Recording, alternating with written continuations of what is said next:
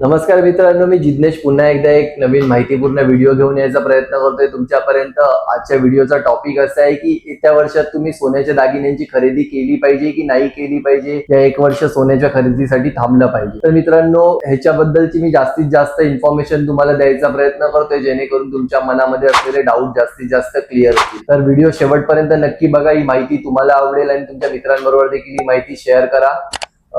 आणि आमचे असे नवनवीन माहितीपूर्ण व्हिडिओ बघण्यासाठी मित्रांनो आमच्या युट्यूब चॅनलला सबस्क्राईब करा आणि बेल आयकॉनवर प्रेस करा, जेणेकरून माझे पुढचे येणारे व्हिडिओ देखील तुमच्यापर्यंत सहज पोहोचतील। तर मित्रांनो, येत्या काळ जे आता सिच्युएशन मार्केटमध्ये सुरू आहे त्यानुसार आता करंट मार्केटमध्ये गोल्डची बाईंग केली पाहिजे या नाही केली पाहिजे। तर मित्रांनो, मी तरी स्वतः तुम्हाला सजेस्ट करेन की नक्की तुम्ही थोडी थोडी ज्वेलरी बाईंग केली पाहिजे, जितकी तुमची सेव्हिंग्स आहेत त्यानुसार। तर ती सेव्हिंग नुसार ज्वेलरीची बाईंग आत्ताच का केली पाहिजे, तर त्याची काही कारणं आहेत, मी तुम्हाला सांगायचा प्रयत्न करतो। जसे की आता सध्या गोल्डचा मार्केट रेट चालू आहे 1,55,000 ते 1,60,000च्या मध्ये। तर गोल्डचा भाव कमी येईल का, आणि येईल तर तो कितीपर्यंत येईल?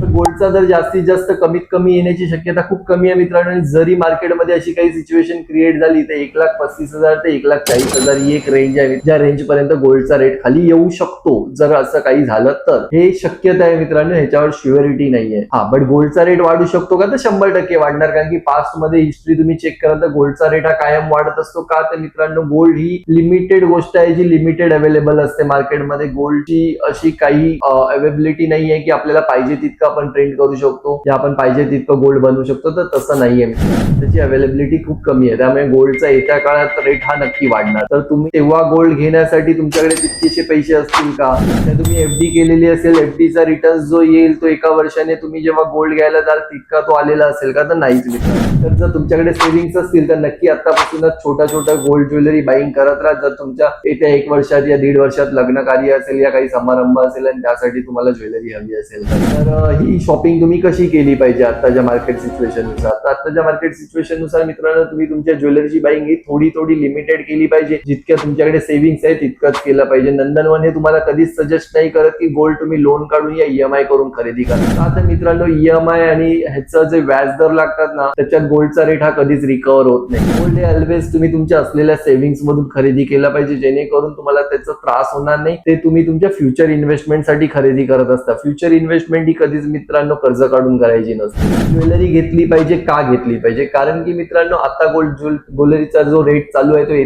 पुढच्या येणाऱ्या काळात, जसं मी मागे तुम्हाला आता सांगितलं थोड्या वेळापूर्वी, की रेट वाढणारच आहे। तो कितीपर्यंत वाढू शकतो, तर इयर एंड पर्यंत एक्सपेक्टेड आहे मित्रांनो 2 लाख ते 2.5 लाख जाण्याची शक्यता। का, तर मार्केटमध्ये ऑलरेडी मोठमोठे विश्लेषक आहेत ज्यांनी ऑलरेडी प्रिडिक्ट केलंय की डॉलरचा रेट देखील 100 पार तर लवकरच जाईल आणि तो 150 पर्यंत जाण्याची देखील शक्यता आहे। आणि जर असं झालं तर मित्रांनो 100% गोल्डचा रेट हा 2.5 लाखापर्यंत जाणार, कारण की गोल्डचा रेट हा लंडन बेसवर कॅल्क्युलेट होतो आणि लंडन बेसचा रेट इंटू डॉलरचा रेट असतो। जर लंडन बेसचा रेट जर नाही वाढला येत्या काळात तरी आपल्या डॉलरचा रेट वाढत असतो, त्यामुळे देखील सोन्याचा रेट वाढण्याची शक्यता जास्त आहे मित्रांनो। तेव्हा तुम्हाला त्या गोष्टीचा जास्त त्रास होऊ नये यासाठी मी तुम्हाला आतापासूनच सजेस्ट करेन की तुम्ही थोडं थोडं तुमच्याकडे जी सेव्हिंग असते त्यातून गोल्डची ज्वेलरीची बाईंग करत राहा, जेणेकरून येत्या काळात तुमच्या घरात असलेल्या फंक्शनसाठी तुम्हाला त्याचा त्रास होणार नाही एकत्र जास्त ज्वेलरी बाईंग करण्याचा। तर एकदा हा अनुभव घेण्यासाठी नंदनवनला देखील तुम्ही या, आमच्याकडे देखील छान छान डिझाईन अवेलेबल असतात मित्रांनो स्टॉक मध्ये। तर एकदा तुम्ही कांजूरमार्ग येथे नंदनवनला व्हिजिट करा,